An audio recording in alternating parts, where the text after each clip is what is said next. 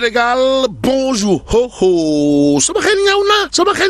Pour reprendre Haj Bekai Bay. Voilà ce qu'il a lieu de dire en lisant Tribune quotidienne ce matin. Le journal du groupe des médias, en tout cas, d'indiquer diffusion de fausses nouvelles. Diffusion de fausses nouvelles entre guillemets. Le chroniqueur Abdou Nguer effacé. Effacé selon la volonté de qui ou de quoi. Quoi qu'il en soit. Ave Ousmane. Voilà ce que semble relever Tribune quotidienne au chapitre du sort infligé apparemment à tort au chroniqueur Abdou Nguer. Si on en croit bien entendu Tribune quotidienne ce matin, le journal du groupe des médias d'afficher à sa une les propos de Robert Bourgi qui met en garde le régime, et c'est à plein régime que tourne Robert Bourgi, histoire de déclarer la voie que Diomaye et Sonko empruntent est dangereuse. Voilà le bon, sommes-nous tentés de dire. Que dire d'autre sinon ce que relève Tribune quotidienne à propos justement des propos de Robert Bourgi, à savoir leur forme de gouvernance ressemble à une chasse, aux sorcières.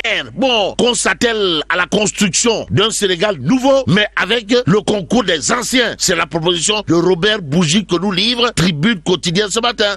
Le journal du groupe des médias de renseigner également que selon l'homme, comprenez Robert Bourgi, Macky Sall a encore des services à rendre à son pays et il le fera. Et ce que fait Tribune quotidienne, c'est de nous apprendre Mansour Faye, comprenez Goro National, crie au scandale tout en interpellant Jean-Baptiste Tine. À quel sujet? Au sujet de la notification d'interdiction de sortie du territoire reçue. Ainsi, Mansour Faye, Goro National, comprenez Sour, maire de Saint-Louis, de son état, a d'après Tribune quotidienne déclaré il n'y a aucun rapport des corps de contrôle de l'état qui a demandé l'ouverture d'une information judiciaire sur mon humble personne. Et c'est Mansour Faye en personne, en chair et en os, qui a infligé une interrogation Kourbaïfal et Mollé-Bouride. D'après Tribune quotidienne, comprenez quel est le texte en vigueur au Sénégal qui donne le droit à Jean-Baptiste Tine, ministre de l'Intérieur de son état, de me notifier par arrêté une telle scandaleuse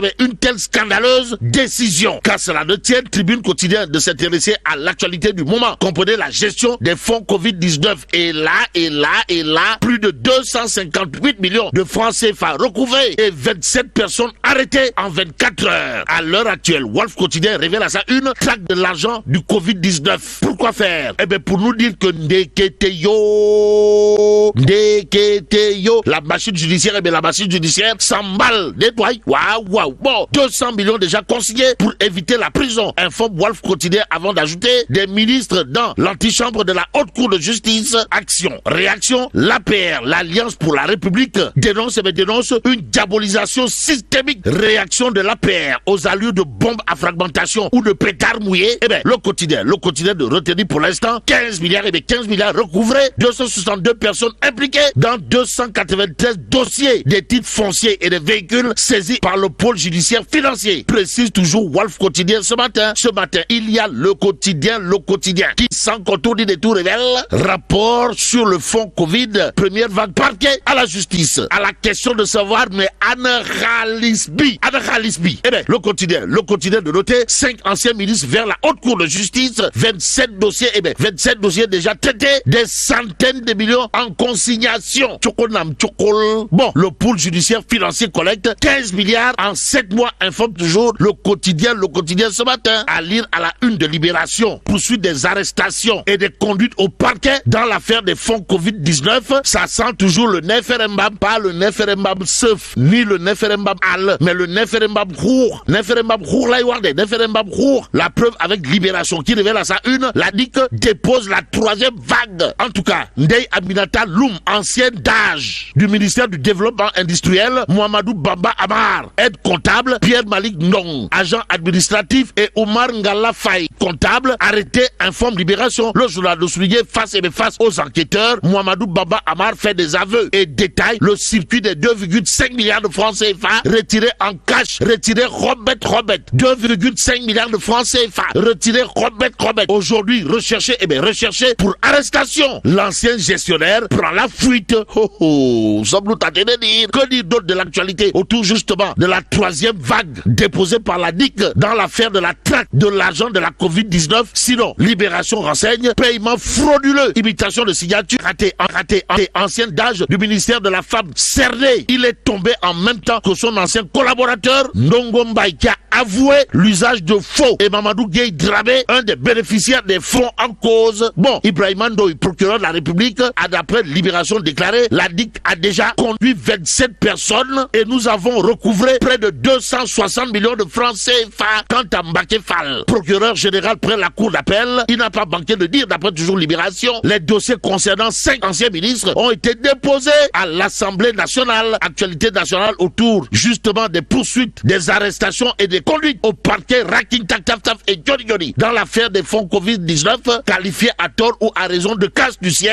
avec Libération qui indique placé sous contrôle judiciaire, le DAGE du ministère de la Santé consigne 220 millions de francs CFA. Eh bien, 220 millions de francs CFA et un immeuble. Bon, sommes-nous tentés de dire. Que dire d'autre sinon l'ex-DAGE du ministère de la Culture inculpé et libéré après des contestations sérieuses, et ce que prend au sérieux Enquête Quotidien gravite toujours autour du rapport Covid-19. En tout cas, ce qui est reproché, reproché au DAGE du ministère de la Santé et de l'Action sociale. Bon, restons avec Enquête Quotidien qui révèle traque financière, dette cachée, le grand affrontement, l'affrontement triple XL, pour ne pas dire l'affrontement aux allures de Choki fin et Rek final, voire de Berebouke Mbam et même de Lambi Golo. Même s'il est dit Goloduna ou de Tchepi Rek, Enquête Quotidien révèle les premiers éléments livrés par les procureurs sur les poursuites en cours. Bon, la stratégie de lutte contre la délinquance financière présentée informe Enquête avant d'ajouter l'APR produit un contre-apport, rejette les accusations de dette cachée et pointe des manœuvres politiciennes. Renseigne toujours Enquête Quotidien ce matin, l'autre journal qui s'intéresse à cette actualité, c'est Vox Populi, le quotidien piloté par Daouda Gara. Mon confrère d'indiquer la polémique autour du rapport de la Cour des comptes reprend de plus belle. L'APR produit un contre-rapport pour dénoncer une supercherie orchestrée. Contre-rapport avec argument tiré par les cheveux, voire par les pieds ou pas. Tout compte fait, il convenait de retenir d'après justement Vox Populi, le rapport sera transmis aux partenaires bilatéraux et multilatéraux, mis à la disposition du public et publié sur un site dédié. S'agit-il là d'un Simbalamb qui ne dirait pas son nom ou pas? Tout compte fait. Vox Populi de nous apprendre, les apéristes veulent une commission d'enquête parlementaire pour éclairer davantage la lanterne des Sénégalais et des partenaires. En attendant, terminons avec Walf Quotidien ce matin, le journal de nous expliquer pourquoi le secteur privé ne recrute plus. Sur ce point, le quotidien du groupe Walf a dit de retenir et faire retenir un accès difficile au financement et un cadre fiscal contraignant. Et là, mais là, c'est donc, bon, que Dieu préserve le Sénégal.